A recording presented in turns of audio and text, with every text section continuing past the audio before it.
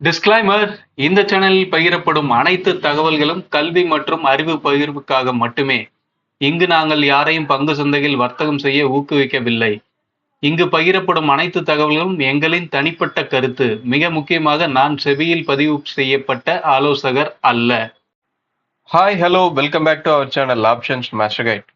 இது பார்த்தீங்கன்னா நிஃப்டிக்கு நாம நேற்று கொடுத்துருந்த லெவல்ஸ் இந்த 4 கிரீன் கலர் லைன்ஸ். இதை மார்க்கெட் எப்படி ரெஸ்பாண்ட் பண்ணியிருக்குன்னு பாருங்க. மார்க்கெட் காலையில எக்ஸாக்டா நம்மளோட R1ல தான் ரிஜெக்ஷன். R1ல ரிஜெக்ட் ஆயிட்டான். R1ல ரிஜெக்ட் ஆகி நல்ல ஒரு டவுன் சைட் மூவ்மெண்ட். அதுவும் எங்க இருந்து பாத்தீங்க அப்படின்னா நாம சொல்லியிருந்த அந்த 400 லெவல் நாம கடைசி ஒரு 2-3 நாளாவே சொல்லிட்டு இருந்தோம். 24,400 அதுக்கு கீழே பிரீமியம் சப்போர்ட் இருக்கிற பட்சத்துல, ஸ்பாட்டும் இருக்கிற பட்சத்துல நல்ல ஒரு டவுன் சைட் மூவ் இருக்கும் அப்படின்றத தான் சொல்லியிருந்தோம். ப்ரீவியஸ் டே க்ளோசிங் ப்ரைஸும் அங்கதான் இருக்கு. இப்போ க்ளோஸ் ப்ரைஸ்க்கு மேல இருக்கானா கீழே இருக்கானா அப்படின்றது தான் விஷயம் அப்படின்ற மாதிரி தான் சொல்லியிருந்தோம் நேற்று காலையில வீடியோல. எக்ஸாக்டா மார்க்கெட்ல அதை தான் நடத்தியிருக்கான். க்ளோஸ் ப்ரைஸ்க்கு மேல, ப்ரீவியஸ் டே க்ளோஸ் ப்ரைஸ்க்கு மேல போகவே இல்லை. பிரீமியம் சப்போர்ட் கிடைக்கிற இடத்துல ஒரு நல்ல டவுன் ட்ரெண்ட் சொல்லியிருந்தோம். நல்ல ஒரு டவுன் ட்ரெண்டை கொடுத்துட்டாங்க. இந்த விஷயத்தை தான் நாம அதுக்கு முந்தின நாள் எதிர்பார்த்திருந்தோம். லைவ் மார்க்கெட்ல இந்த 400ல இப்படி ஒரு லெவல்ஸ் மீட் ஆகி லைவ் மார்க்கெட்ல ஒரு கிராஷ் கிடைக்கும் அப்படின்றத எதிர்பார்த்திருந்தோம். கிராஷ்னு சொல்ல முடியாது, ஒரு நல்ல டவுன் சைட் மூவ் கிடைக்கும் அப்படின்றத எதிர்பார்த்துட்டு இருந்தோம். ஆனா அது நேத்து நல்ல பிரீமியத்தெல்லாம் ஃபுல்லா டிகே பண்ணிட்டு நல்லா எடுத்துட்டு வந்துட்டாங்க. இந்த இடத்துல பாத்தீங்க அப்படின்னா மணி இங்க 12 ஆகுது. 12:30 மணிலாம் போல பாத்தீங்க அப்படின்னா ஏடிஎம் பிரைஸ் ஃபுல்லுமே டிகே ஆயிடுச்சு. ஃபுல்லுமே டிகே ஆகி ஆவரேஜ் பிரைஸ் 10 ரூபா தான் இருக்கு. கால் புட்டு ரெண்டு பேரையும் சேர்த்தா 20 ரூபா, ஒரு 9 ரூபா, 8 ரூபா 50 காசு அந்த ரேஞ்சிலே கூட வந்துருச்சு. ரெண்டு பேரையும் சேர்த்தா 20 ரூபா கூட இன்வெஸ்ட்மெண்ட் கிடையாது. ரெண்டு பேரையும் கால் புட்டு ரெண்டு பேரையும் வாங்கியிருந்தோம் அப்படின்னா 20 ரூபா கூட இன்வெஸ்ட்மெண்ட் கிடையாது. ஆனா அது பாத்தீங்க அப்படின்னா ஒரே ஆள் 100 ரூபாய்க்கு மேல போய் முடிச்சிருப்பாங்க. நல்ல ப்ராஃபிட் பண்ணியிருந்திருக்கலாம். கால் போட்டு ரெண்டுத்தையும் சேர்த்து வாங்கியிருந்த இடத்துல ஒரு ரிஸ்க் இல்லாம இதுதான் ரிஸ்க் அப்படின்னு சொல்லி எடுத்த இடத்துல, இல்ல புட் ஆப்ஷனை மட்டுமே ஹீரோ ஜீரோ ட்ரை பண்ணவங்களுக்கும் நல்ல ப்ராஃபிட்டா இருந்திருக்கும். அதுவும் என்ன அப்படின்னா நேத்து நாம ஹீரோ ஜீரோக்கு இந்த லாஜிக் சொல்லியிருப்போம், அந்த கால்குலேஷன், அந்த விஷயங்கள் எல்லாம் நடந்ததுக்கு அப்புறம் தான், அந்த அளவு டிகே நடந்ததுக்கு அப்புறம் தான் மார்க்கெட்ல இந்த மொமெண்டம் வந்திருந்தது. இதெல்லாம் கவனிச்சு பார்த்துருந்தீங்கன்னா தெரிஞ்சிருக்கும். ஓகே, இப்போ நாம இதை ரிமூவ் பண்ணிட்டு இன்னைக்கு உண்டான லெவல்ஸ் என்ன சொல்லுது அப்படின்றத பார்த்துருவோம். ஓகே, இன்னைக்கு உண்டான லெவல்ஸ் மார்க் பண்ணியாச்சு. என்ன அப்படின்னா 24,537, 24,334, 23,957, 23,762 ரேஞ்ச் நமக்கு நல்லாவே பெரிய ரேஞ்சா கிடைச்சிருக்கு. இதுக்கு ரீசன் ஏடிஎம்ல நல்ல ஒரு பெரிய பிரைஸ் இருக்கு.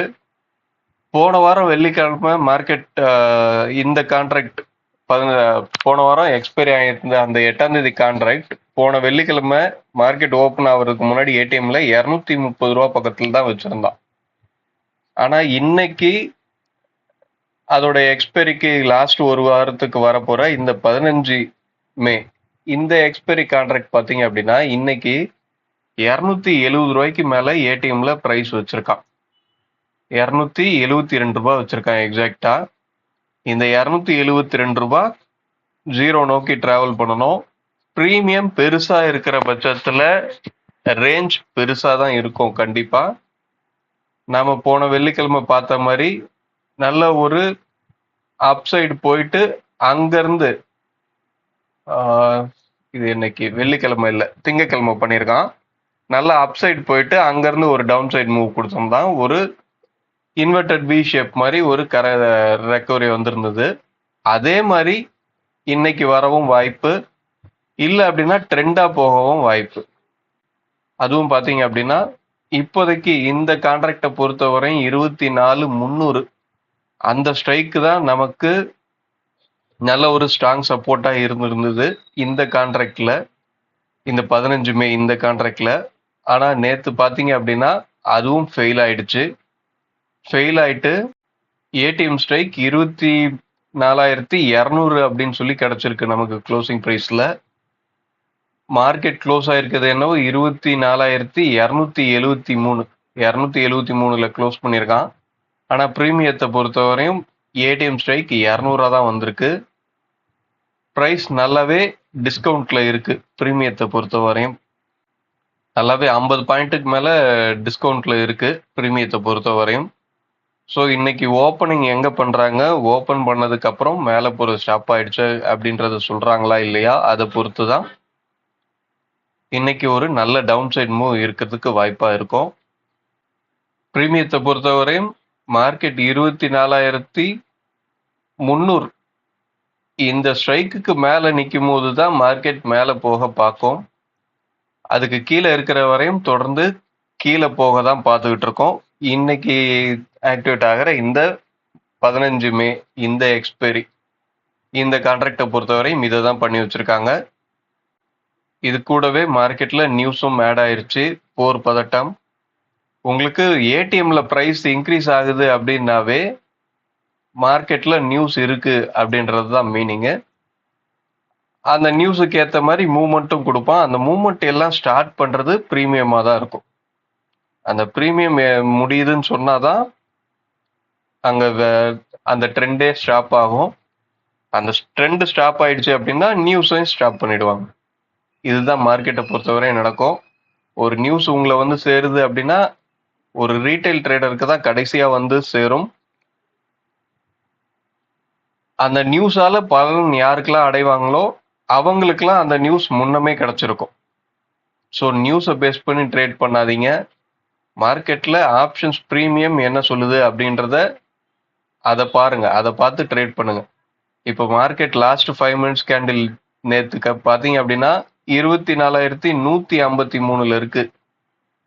ஆனா அவனோட க்ளோசிங் ப்ரைஸ் நிஃப்டி நேத்து க்ளோசிங் ப்ரைஸ் பார்த்தீங்க அப்படின்னா 24,273.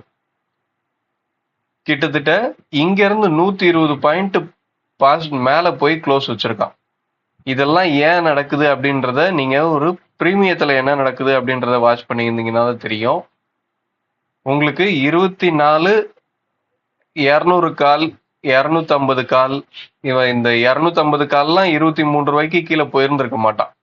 23 ரூபாலே அவனோட எல்டிபி இருந்திருக்கும். அவனோட எல்டிபி 23 ரூபால இருந்திருக்கனால தான் மார்க்கெட்டை இங்க 273ல வந்து க்ளோஸ் பண்ணியிருக்காங்க. இது லாஸ்ட் அரை மணி நேரத்தோட ஆவரேஜ் ப்ரைஸ் அப்படின்ற மாதிரி சொல்லுவீங்க. ஆவரேஜ் ப்ரைஸை பேஸ் பண்ணி தான் இங்க செட்டில்மெண்ட் ப்ரைஸ் வரும் அப்படின்றத. ஆனா லாஸ்ட் அரை மணி நேரத்துல வர ஆவரேஜ் ப்ரைஸை செட்டில்மெண்ட்ல மார்க்கெட் முடிஞ்சதுக்கு அப்புறம் லாஸ்ட் 5 மினிட்ஸ் கேண்டில் 153ல முடிஞ்சாலும் போஸ்ட் மார்க்கெட்ல தான் 273 அப்படின்னு சொல்லி எடுத்துட்டு வராங்க ஸ்பாட்டுக்கு. ஆனா பிரீமியம் லைவ் மார்க்கெட்ல மார்க்கெட் ரன் ஆகும் போதே அதோட மூவ்மெண்ட் நின்று போயிடுது. மார்க்கெட் என்னதான் 200க்கு கீழே இருந்தாலுமே 250 காலே 23 ரூபாய்க்கு கீழே வந்திருந்திருக்க மாட்டான். அங்க அதான் நடந்திருக்கும். 23 ரூபாய் அவனோட எல்டிபி அங்க ஹோல்ட் ஆயிருக்கும். இதெல்லாம் பிரீமியத்தை கரெக்டா கவனிச்சு பாத்தீங்கன்னா தெரியும் மார்க்கெட் என்ன சொல்ல வருது அப்படின்றது. ஓகே, இன்னைக்கு எடுத்திருக்க ஸ்ட்ரைக்லாம் எந்த கால் புட்டோட க்ளோசிங் ப்ரைஸை பேஸ் பண்ணி எடுத்திருக்கு அப்படின்றத கண்டுபிடிச்சிங்க அப்படின்னா கமெண்ட் பண்ணுங்க. கண்டுபிடிச்சவங்க அந்த ஸ்ட்ரைக்ஸ் என்ன மாதிரி ட்ரேட் ஆகுது அப்படின்றத வாட்ச் பண்ணுங்க. நம்ம லெவல்ஸை ரீச் பண்ணும்போது அந்த ஸ்ட்ரைக்கோட ப்ரைஸ் என்ன மாதிரி ட்ரேட் ஆகுது, க்ளோஸ் ப்ரைஸ்க்கு மேலே ட்ரேட் ஆகுதா கீழே ட்ரேட் ஆகுதா அப்படின்றத வாட்ச் பண்ணுங்க. அந்த ஸ்ட்ரைக் என்னன்னு கண்டுபிடிச்சவங்க. ஓகே, அடுத்த வீடியோல சந்திப்போம். தேங்க்யூ, பாய்.